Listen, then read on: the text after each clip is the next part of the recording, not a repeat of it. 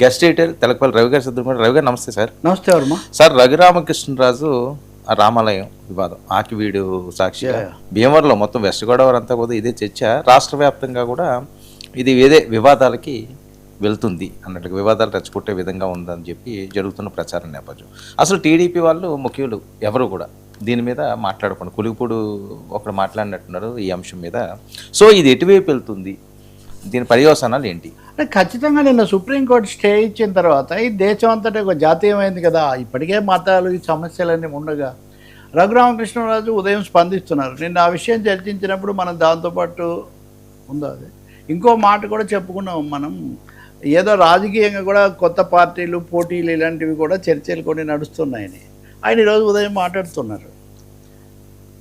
ఒకటి, ఆయన మీద వచ్చిన కేసులు ఏంటి? దళిత సంఘాలు స్థానికులు వేసింది ప్రభుత్వ స్థలంలో మీరు ఆలయం ఎలా కడతారు, అది కూడా ఉన్న ఆలయాన్ని పడగొట్టి ఇంకోటి ఎలా కడతారు? ఇది ఒక విధంగా మత సంబంధాలకు కూడా విఘాతం, తెలుగుదేశానికి కూడా రాజకీయంగా ఇబ్బంది. మీరు అన్నట్టు కొలికపూడి శ్రీనివాస, మహాసేన రాజేష కొంతమంది మాట్లాడారో లేదో కానీ ఎవరు ఆ దరిదాపులకు పోవడం లేదు. ఇప్పుడు ఎవరో సరదాగా అన్నారు, అయోధ్య రాముడు పోయి ఆకివీటి రాముడు అడిగినా కొత్తగా ఆకివీటి రాముడు వచ్చాడు. రఘురాముడు అంటే ఇది వరకు ఉన్న అర్థం వేరు, ఇప్పుడు ఆకివీటి రాముడు అని ఆయన దేన్నైనా ఆనందిస్తాడు. ఉదయం కూడా చెప్తున్నాడు, no publicity is bad publicity అన్నారు. అంటే let people talk good or bad, that is అదొక సూత్రం. ఆ మాటే ఆయన చెప్తూ ఉన్నాడు. కాబట్టి ఇక్కడ సుప్రీంకోర్టు స్టే ఇచ్చిందంటే హైకోర్టు కూడా ఒకసారి ఇచ్చిన తర్వాత మళ్ళీ తీసేశారు. అక్కడేమో మేమేమీ నిబంధనలు ఉల్లంఘించమని చెప్పి వెళ్ళి ఆ తర్వాత వీళ్ళు తెల్లవారుజామున ఆంక్షల మధ్య కూల్చేశారు. అదే కాకుండా ఈయన ఇంకో కార్యక్రమం కూడా ప్రకటించారు.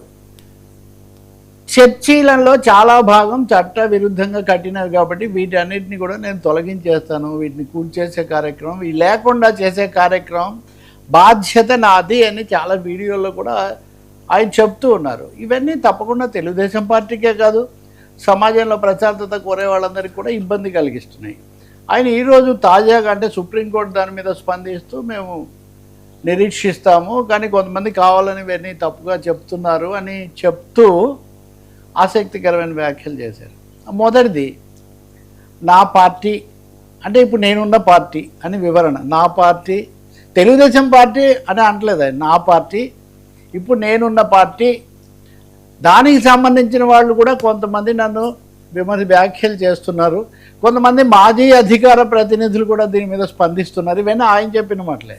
అంటే అధికార పార్టీకి సంబంధించిన అధికార ప్రతినిధులుగా ఉన్న వాళ్ళు కూడా ఆహ్వానించలేని పరిస్థితుల్లో ఆయన వైఖరి ఉందని. దీనివల్ల నేను ఏదో రాజకీయాల కోసం చేశాను అంటున్నారు.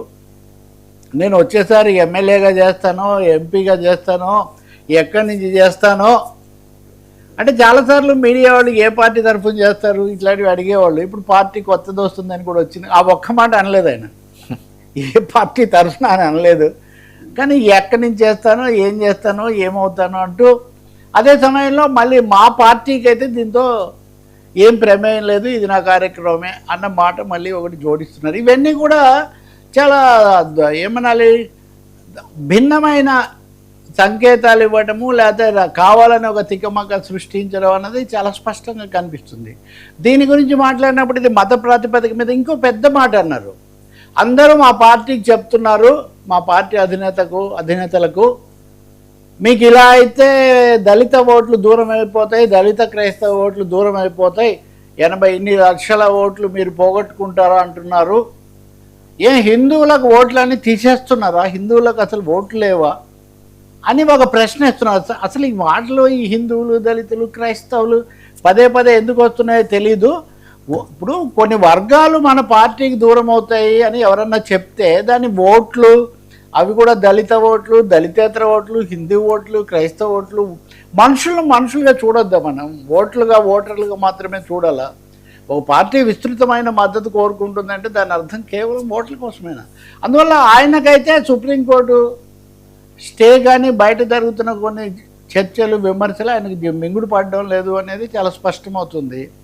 రెండవది, ఆయన చేసేది తెలుగుదేశంలో కానీ చాలామందికి మింగుడు పడడం లేదు. వాళ్ళెవరూ వచ్చి ఇందులో గొంతు కలపడం లేదు కానీ దూరం కావట్లేదు. నేను నిన్న కూడా చెప్పే కదా, అంత సనాతనం చెప్పే పవన్ కళ్యాణ్ కూడా ఏ రోజు ఇంతవరకు బలపరచలేదు. దాదాపు ఆ ప్రాంతము దాంతో అనుబంధం ఉన్నా కానీ మరి దీని మీద అలానే ఏం చర్య కూడా తీసుకోవట్లేదు. చర్య కాదు, కనీసం పిలిచి అడగడం. ఎందుకంటే కొన్నిసార్లు ఆయన్ని పిలిచి అడిగారు, ఈయన్ని పిలిచి అడిగారు, ఇట్లాంటివి మనం చూస్తుంటాం. కానీ ఇక్కడ అది కూడా కనిపించట్లేదు. మూడోదేమో ఈయన రాజ్యాంగపరమైన, కేవలం పార్టీ పదవి అని కాకుండా రాజ్యాంగపరమైన ఉపసభాపతి అంటే అందరికీ సంబంధించిన వాళ్ళే ఉండాలి కదా. సో ఇలాంటి చాలా ప్రశ్నలు వస్తున్నాయి. సుప్రీంకోర్టు స్టే ఇచ్చిన ఈ వ్యవధినైనా రాష్ట్ర ప్రభుత్వము, కూటమి, చంద్రబాబు నాయుడు ఉపయోగించుకొని ఇక్కడ ప్రశాంతత తీసుకొని రావడానికి, ఈ వివాదం అనేది ఇంకా కొనసాగకుండా, కావాలంటే చాలా చోట్ల గుళ్ళు కట్టుకోవచ్చు, అదేమీ సమస్య కాదు. ఆ భద్రాద్రి రాముడు కూడా గోదావరి సీమకు చెందినవాడే కదా, ఉండటం రాష్ట్ర విభజనలో అటు ఇటు ఎటైనా కానీ.